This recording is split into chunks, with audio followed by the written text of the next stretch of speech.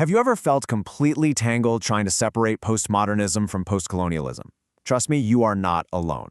In this explainer, we are going to cut right through all that confusion. We'll give you the clear, simple breakdown you absolutely need to nail modern literature and, of course, ace your exams. So let's dive in. Okay, it really all boils down to these two huge questions. First, what if reality is just a story?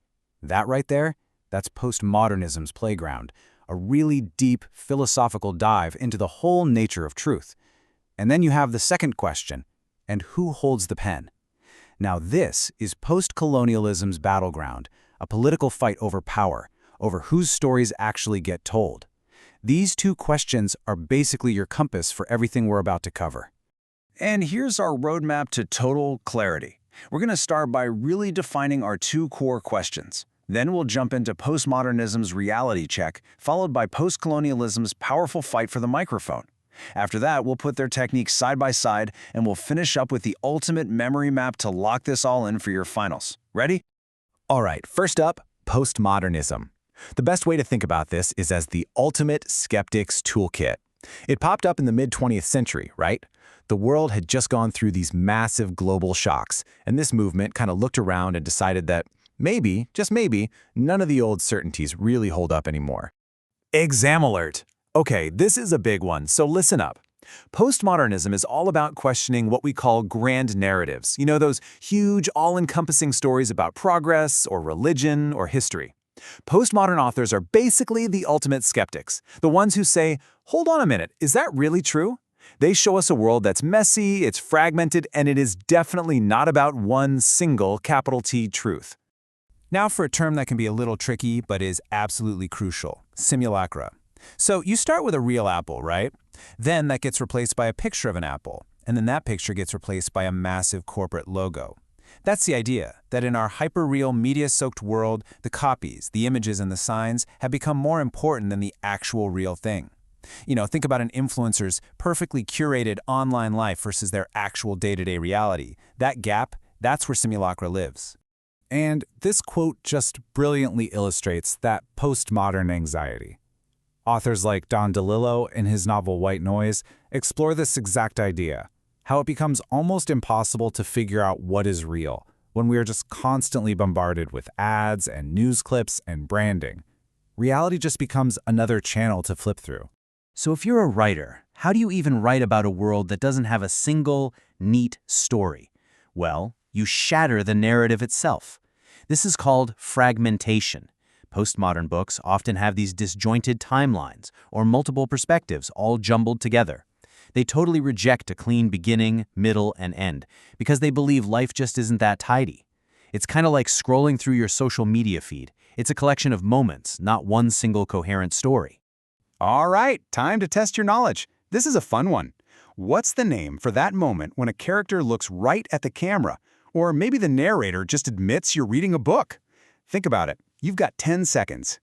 And the answer is metafiction. It's basically fiction that is self-aware.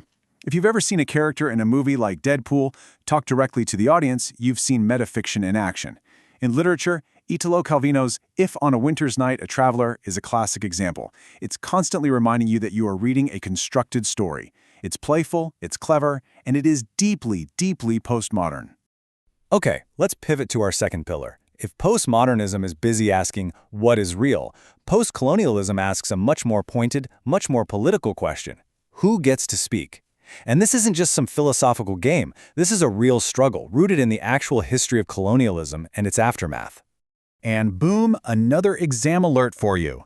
Postcolonial literature is all about giving the microphone to those who were silenced by colonial rule. It's about telling stories of resistance, of reclaiming your culture, and of trying to find your identity in a world that's been shaped by foreign powers.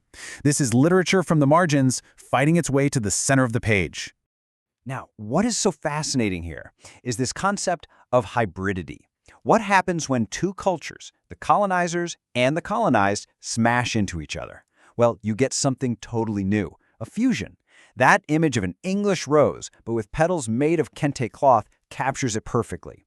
A post-colonial identity is almost never a simple either-or. It's a complex and often conflicted blend of all these different influences. Hey, remember fragmentation from a couple of minutes ago? Well, here it is again, but with a really powerful twist. In postcolonial literature, fragmentation isn't just a philosophical game about reality. No, it's a painful reflection of a fractured sense of self. It represents the very real psychological toll of colonialism, that feeling of being torn between two worlds, a condition that's often called double consciousness. Okay, second challenge. This one goes a little deeper. I want you to think about the legacy of empire. What's the central conflict when it comes to the very words on the page? The colonizer's language versus the indigenous languages. Take 10 seconds. So the crucial point here is that language is a battlefield. For postcolonial writers, the choice of whether to write in the colonial language, like English, or to write in their native tongue, that is a deeply political act. You have writers like Ngugi wa Thiong'o, who famously decided to stop writing in English and return to his native Gikuyu. He argued that using the colonizer's language could never fully express his people's experience. It's an incredibly powerful tool for both resistance and reclamation. Okay, we've defined both movements. Now for the fun part. Let's put them side by side and really see where they overlap and where they go their separate ways. This is where the real clarity happens, I promise. This breakdown really gets to the heart of it all. Postmodernism, it's all about philosophical doubt. It's deconstructing big ideas and asking, what is real? But postcolonialism, on the other hand, is grounded in the hard historical reality of colonialism. It's about the political struggle to reclaim a voice, and it asks, who gets to speak? So you see, one is a crisis of meaning, and the other is a crisis of power. And this is a crucial point. These two aren't always in separate boxes. An author can absolutely be both. Take Salman Rushdie. He uses postmodern techniques like magical realism, where these fantastic, impossible things are presented in a totally realistic, everyday tone, and he uses fragmented storytelling. But he uses these tools to explore deeply postcolonial themes. His novel Midnight's Children is fragmented because the history of India's independence and partition was fragmented and chaotic. He's using a postmodern toolkit to tell a postcolonial story. Phew! We have covered a lot of ground. So let's pull everything together into one final, easy-to-remember visual. This is your memory map for the final exam. This is the good stuff. All right, let's do a rapid-fire recap. On one side, we've got postmodernism, asking what is real? Remember its key tools? Simulacra, where the copy replaces the real. Metafiction, the story that knows it's a story. And fragmentation, the shattering of those neat narratives. Then on the other side, we have postcolonialism, asking who gets to speak. Its key ideas are hybridity, that blending of cultures, language as resistance, the political choice of what tongue to write in, and reclaimed history, telling the story from the other side. So we'll leave you with this question. In our world of social media and deepfakes, which toolkit is more essential? Is it the postmodern one that helps us question reality itself, or is it the postcolonial one that forces us to ask who's telling the story in the first place? The truth is, we probably need both now more than ever. Thanks so much for joining us for this explainer.